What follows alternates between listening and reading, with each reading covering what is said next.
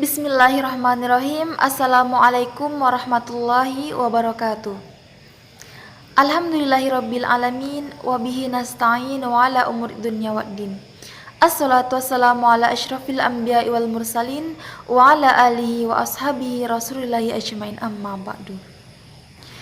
Dunia ini penuh dengan warna-warni kehidupan dan penuh dengan hal-hal yang tidak terduga.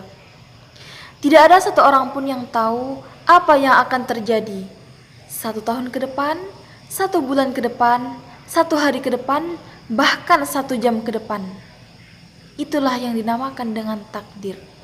Semuanya sudah ditentukan oleh Allah Subhanahu wa Ta'ala dan sudah tertulis di Lauhul Mahfuz.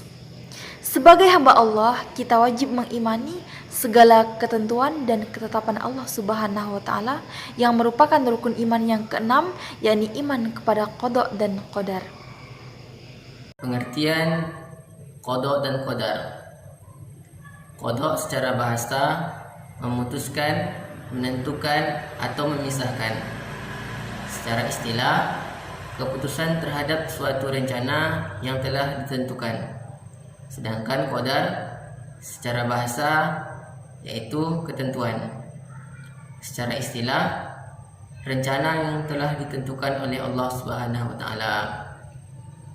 Kaitan antara qada dan qadar merupakan dua perkara yang beriringan. Salah satunya tidak terpisah dari yang lainnya, karena salah satunya berkedudukan sebagai pondasi yaitu qadar, dan yang lainnya berkedudukan sebagai bangunannya yaitu qada. Iman kepada qada dan qadar artinya mempercayai bahwa semua kejadian, baik yang sudah terjadi, yang sedang terjadi, maupun yang akan terjadi adalah kehendak dari Allah Subhanahu wa Ta'ala. Hukum beriman kepada takdir yaitu fardu ain. Ayat Al-Quran yang menjelaskan tentang iman kepada takdir cukup banyak. Antara lain Quran surah Ali Imran ayat 47. A'udzu billahi minasyaitonir rajim. Qalat rabbi anna yakunu li waladun wa lam yamsasni bashar. Qala kadzalika Allahu ma yasha.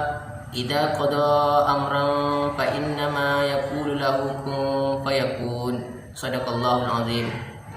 Dia Maryam berkata, "Ya Tuhanku, bagaimana mungkin aku akan mempunyai anak? Padahal tidak ada seorang lelaki yang menyentuhku." Dia Allah berfirman, demikian Allah berkata, demikian Allah menciptakan apa yang Dia kehendaki. Apabila Dia hendak menciptakan sesuatu, Dia hanya berkata kepadanya, jadilah, maka jadilah sesuatu itu. Macam-macam qada dan qadar atau takdir. Takdirul an'am, takdir yang bersifat umum, yakni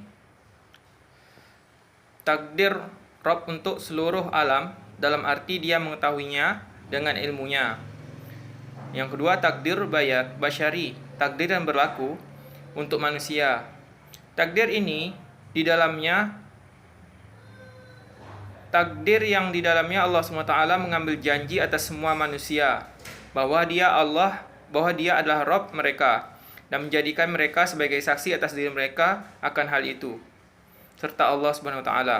Ketiga, takdir umri. Takdir yang berlaku bagi usia takdirul umri adalah takdir ketentuan yang terjadi pada hamba dalam kehidupannya hingga akhir ajalnya. Yang keempat, takdirus sanawi. Takdir yang berlaku tahunan. Takdir ini adalah takdir ini bertepat pada malam Lailatul Qadar. Pada setiap tahun ditulis apa yang akan terjadi dalam setahun ke depan mengenai kematian, kehidupan, dan kemuliaan dan kehinaan. Juga rizki dan juga hujan. Hingga mengenai siapakah orang-orang yang berhaji. Yang kelima, takdirul yaumi. Takdir yang berlaku harian. Takdir ini yaitu takdir yang dikhususkan untuk semua peristiwa yang akan terjadi dalam satu hari. Selain takdir-takdir kelima tadi, ada lagi dua takdir, yaitu takdir mu'allaq.